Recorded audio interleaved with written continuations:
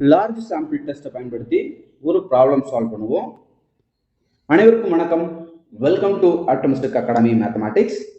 Learn ahead, lead the world. ஸ்டாட்டிஸ்டிக்ஸில் testing of hypothesis அப்படிங்கிற டாப்பிக்கில் லார்ஜ் சாம்பிள் டெஸ்ட்டை பயன்படுத்தி தான் நாம் ஒரு ப்ராப்ளம் சால்வ் பண்ண போகிறோம். ப்ராப்ளம் என்னென்னு படிச்சிருவோமா? A sample of 900 items has mean 3.4 centimeters and standard deviation 2.61 centimeters. Can the sample regarded as drawn from a population with mean 3.25 centimeters at 5% level of significance? இதுதான் question. இந்த கொஷினை படிச்சதுமே நமக்கு பளிச்சுன்னு தெரிய வேண்டிய நம்பர்ஸ் அப்படிங்கிறது தான் ரெட் கலரில் பார்க்குறீங்க. இங்கே 900 அப்படிங்கிறது சாம்பிளினுடைய சைஸ். இந்த 2.34 சென்டிமீட்டர் அப்படிங்கிறது சாம்பிளினுடைய மீன். 2.61 சென்டிமீட்டர்ஸ் அப்படிங்கிறது சாம்பிளினுடைய ஸ்டாண்டர்ட் டிவியேஷன். அப்புறம் கீழே ரெண்டு நம்பர் இருக்குது. 3.25 சென்டிமீட்டர் அப்படிங்கிறது பாப்புலேஷனுடைய மீன். நம்ம 5% லெவல் ஆஃப் சிக்னிஃபிகன்ஸில் டெஸ்ட் பண்ண போகிறோம். ஓகே, இப்போ நம்ம என்ன நம்பர்ஸ்லாம் சொன்னோமோ அதை ஜஸ்ட் எடுத்து எழுதிப்போம். சாம்பிள் சைஸை நம்ம n அப்படின்னு குறிக்கிறோம். அதனோட வேல்யூ 900.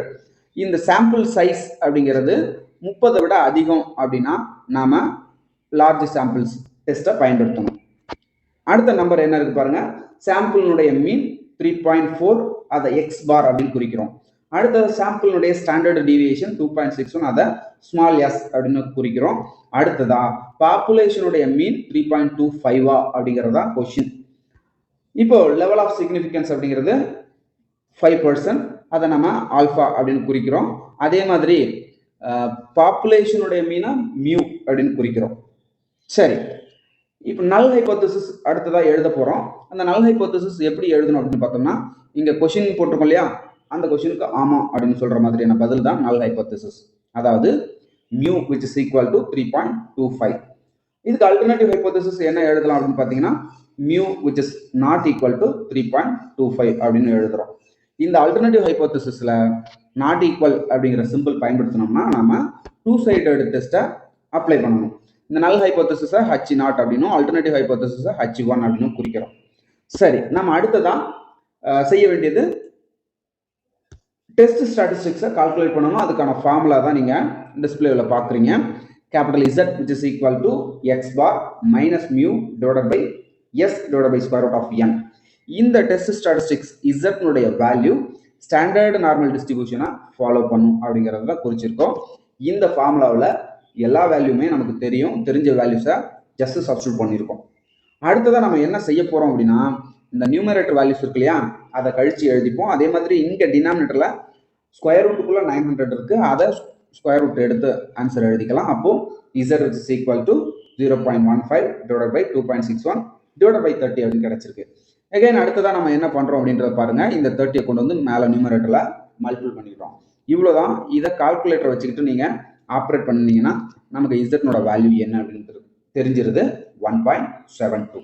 நம்ம டூ சைடட் டெஸ்ட் அப்ளை பண்ணுறோம் இல்லையா, அதனால் மாடுலஸ் Z-னோட வேல்யூ என்ன அப்படின்றத கண்டுபிடிக்கணும். நமக்கு Z-னோட வேல்யூ பாசிட்டிவாகவே கிடைச்சிருக்கு அப்படிங்கிறதுனால இங்கே ஒன்றும் இஷ்யூ இல்லை. சப்போஸ் நெகட்டிவ்ல கிடைச்சிருந்ததுன்னா அப்போ இந்த மாடுலஸ் எடுக்கிறதுங்கிறது முக்கியமான விஷயம். சரி, நம்ம கால்குலேட் பண்ண வேண்டிய வேல்யூ என்ன அப்படின்றத கண்டுபிடிச்சிட்டோம். அடுத்ததான் நம்ம என்ன பண்ணுறோம் அப்படிங்கிறத பாருங்க. இது டேபிள் வேல்யூ. அதாவது நம்ம டூ சைடட் டெஸ்ட் அப்ளை பண்ணியிருக்கோம். 5% லெவலில் தான் டெஸ்ட் பண்ணுறோம். அப்போது table value modulus Z equal to 1.96. இதை வந்து நம்ம கிரிட்டிக்கல் வேல்யூ அப்படின்னு சொல்லுவோம். சரி, 5% லெவலில் டூ சைடட் டெஸ்ட்டுக்கு நமக்கான டேபிள் வேல்யூ தான் இங்கே பார்க்குறீங்க. Modulus Z equal to 1.96. அடுத்ததா நாம கால்குலேட் பண்ண வேல்யூ இது டேபிள் வேல்யூ. நாம கால்குலேட் பண்ண வேல்யூ சின்னதாக இருக்குது, கம்மியாக இருக்குது. அதாவது இதுதான் நார்மல் டிஸ்ட்ரிபியூஷனுக்கான கர்வ். இந்த கர்வுக்கு கீழே இருக்கக்கூடிய இந்த ரீஜன் இருக்கு இல்லையா, இதனுடைய ஏரியா அப்படின்னா ஒரு ஸ்கொயர் யூனிட் அப்படின்னு சொல்லுவோம். இப்போ இந்த நம்பர் இருக்கு பாருங்க, அதாவது Z which is equal to 1.96 அப்படின்னு டேபிள் வேல்யூ பார்த்தோம் இல்லையா, அந்த நம்பர் இது. இதை கிரிட்டிக்கல் வேல்யூ அப்படின்னு சொல்லுவோம். இந்த ரீஜன் இருக்கு பாருங்க, அதை கிரிட்டிக்கல் ரீஜன் அப்படின்னு சொல்லுவோம். அதாவது நம்மளுடைய Z வேல்யூ இந்த கிரிட்டிக்கல் வேல்யூவோட அதிகமாக வருது அப்படிங்கிற பட்சத்தில் அதை வந்து நம்ம நல் ஹைபோதசிஸை ரிஜெக்ட் பண்ணுவோம், அல்லது கிரிட்டிக்கல் ரீஜன் அல்லது ரிஜெக்டட் ரீஜன் அப்படின்னு சொல்லுவோம். இங்க நடுவில் இருக்கக்கூடிய இந்த போர்ஷன் இருக்கு இல்லையா, இதை அக்செப்டட் ரீஜன் அப்படின்னு சொல்லுவோம். இப்போ எகைன் நம்மளோட ப்ராப்ளத்துக்கு வாங்க. நாம கால்குலேட் பண்ண வேல்யூ ஏற்கனவே சொன்ன மாதிரி டேபிள் வேல்யூவோட கம்மியா இருக்கு.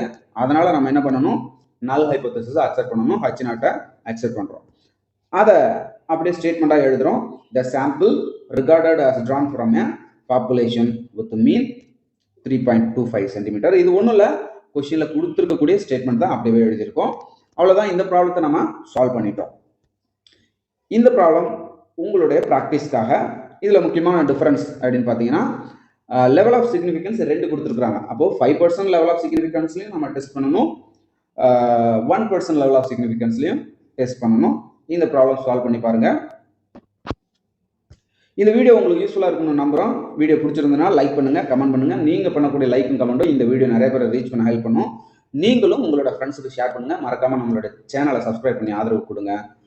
Thank you, thanks for learning.